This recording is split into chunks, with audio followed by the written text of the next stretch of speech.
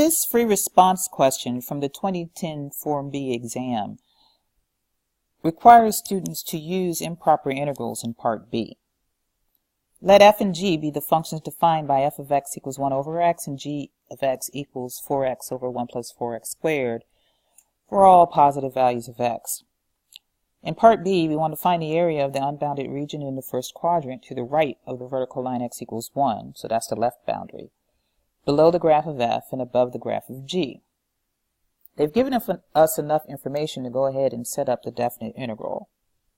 So this is going to be the definite integral from 1 to infinity of f of x minus g of x, since f of x is above the graph of g. Now I'm going to go ahead and rewrite f and g so it's easy to follow along. Now this next step is very important, and it's something that a lot of students forget to do, and that is to rewrite your improper integral as a limit. So this is the limit as b goes to infinity of the definite integral from 1 to b of 1 over x minus 4x over 1 plus 4x squared. Now we're ready to anti-differentiate. So the limit as b goes to infinity, the antiderivative of 1 over x would be ln absolute value of x. And I use a u substitution. I'm not going to go through the steps here. To get that, the antiderivative of the other function is 1/2 ln 1 plus 4x squared.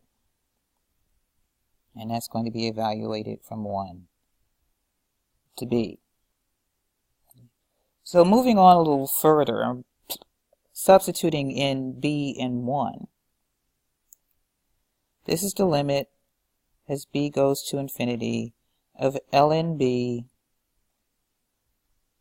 minus 1/2 ln of 1 plus 4b squared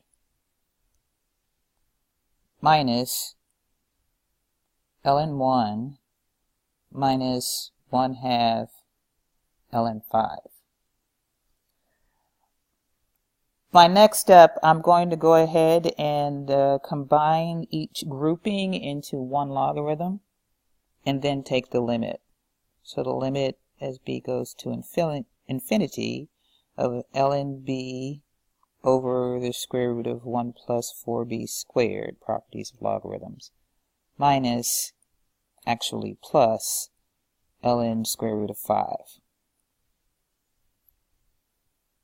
And then my next to last step, sorry about that, in my next to last step, I'm going to go ahead and evaluate the limit and simplify. So the first limit as b goes to infinity, that's going to come out to be ln of 1/2, and square root of 5 is not affected. I can combine that into one logarithm if I wish, to ln square root of 5 over 2. So reviewing these steps, the first thing that you need to do is set up the integral. Just like if you are working with regular integrals, just because this is improper, it is still very important to set up the integral. The next thing that is really important for you to do is to rewrite this integral as a limit. This is a step that a lot of students miss, and they start working with infinity as if it were a number, and you're not going to get full credit for that. Next thing that's important to do is getting the antiderivative, and finally finding the answer to the question.